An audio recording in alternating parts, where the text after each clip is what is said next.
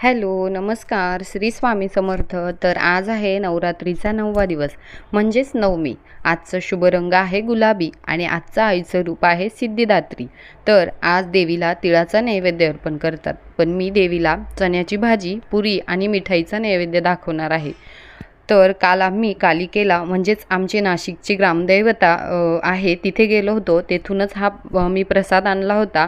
तोच आज मी देवीला अर्पण करणार आहे. तर देवी सिद्धिदात्रीला आपण सर्वज्ञ आणि सर्व सिद्धी प्रदान करणारी माता म्हणतो. त्यांच्या कृपेनेच देवांनाही सिद्धी प्राप्त झाल्या. नवरात्रीचा 9वा दिवस म्हणजे महानवमी. आजच्या दिवशी अनेक घरांमध्ये कन्यापूजन केले जाते. 9 लहान मुलींना देवीचं रूप मानून त्यांची पूजा केली जाते आणि भोजन दिलं जातं. तर या भोजनात मुलींना छोलेची भाजी, पुरी, शिरा असा प्रसाद दिला जातो.